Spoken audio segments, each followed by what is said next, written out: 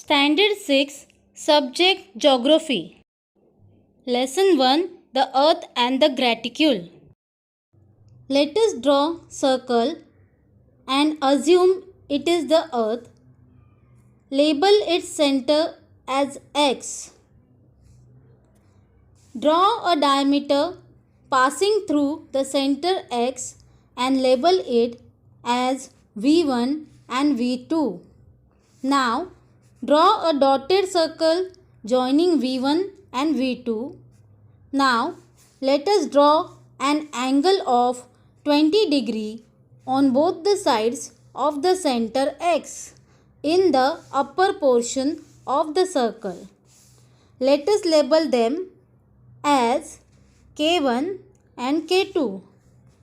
Now, let us draw an angle of 60 degree on both the sides from the center X in the lower portion of the circle and label them as P1 and P2. Now, let us draw ellipses joining K1 and K2 and P1 and P2. Can you tell? Are the distances between K1, K2 and P1, P2 the same? No, the distance between K1, K2 and P1, P2 are not the same. Now, compare the distances X, K1 and X, P1 and state whether these distances are same or different. The angle made by K1 at X is 20 degree and that by P1 at X is 60 degree. However, when the distances X K1 and X P1 are compared, we realize that even though the angles formed by both of them are different, but their distances are the same. The reason for this is the spherical shape of the Earth. Now, let us compare the ellipses that we have drawn. On comparing these two, we realize that the size of these ellipses are different. Even though the angles are taken from a common center, their values are different and hence one ellipse is more elongated than the other. The ellipse that is drawn by joining the points at an angle of 20 degree is larger than the ellipse drawn by joining the points at an angle of 60 degree. Thus, we saw that the ellipses are of different sizes. What could be the reason behind this?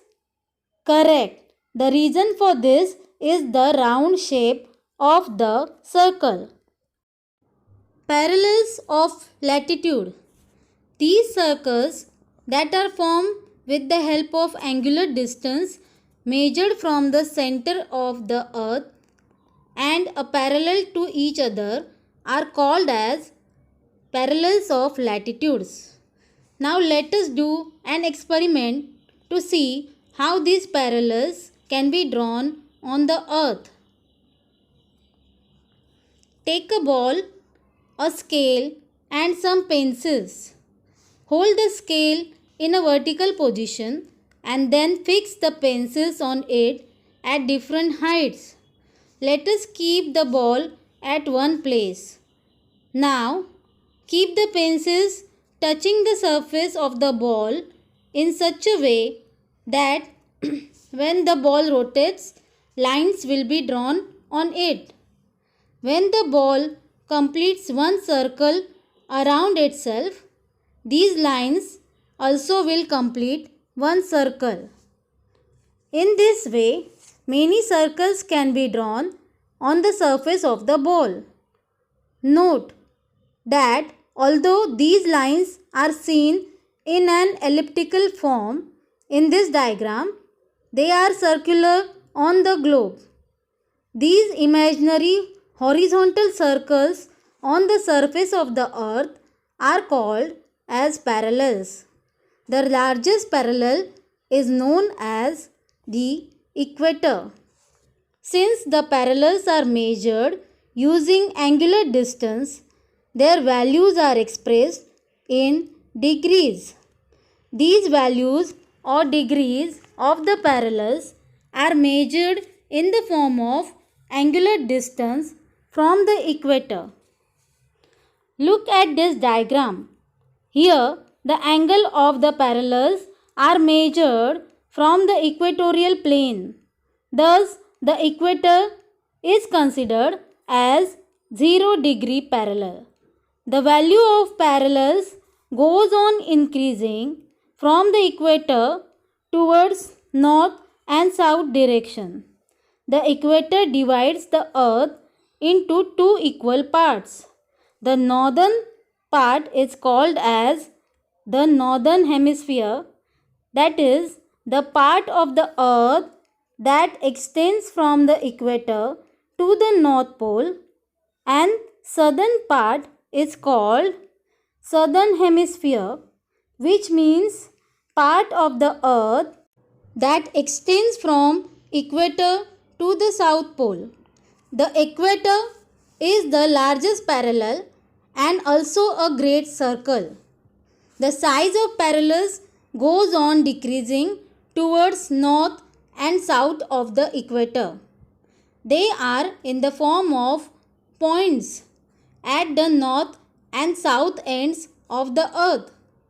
These are respectively called as North Pole, that is the end of the earth's axis that lies towards the pole star, and South Pole, that is the end of the earth's axis that lies opposite to the North Pole.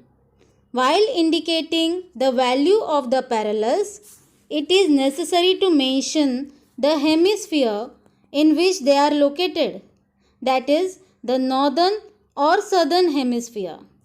The parallels of the northern hemisphere are indicated as 5° north, 15° north, 30° north and 50° north, while the parallels of the southern hemisphere are referred to as 5° south, 15° south, 30° south and 50° south. The line that joins all the places that are at an angular distance of 30° to the north of equator is known as 30° north parallel. As the angular distance of all the locations on the 30° north parallel are same, their values are 30° north. New Orleans in North America, Cairo in America, Lhasa and Basra in Asia lies on 30° north parallel. The same concept applies to all the other parallels. Remember this: a total of 181 parallels can be drawn on earth at the interval of 1 degree. Now let me tell you how these are drawn. There is a 0-degree parallel, that is the equator. Then there are 90 parallels from 1 degree to 90 degree in the northern hemisphere. Similarly, in the southern hemisphere also, there are 90 parallels from 1 degree to 90 degree. So tell me, how many parallels are there in total? Correct. 181 parallels are there in total. Thank you.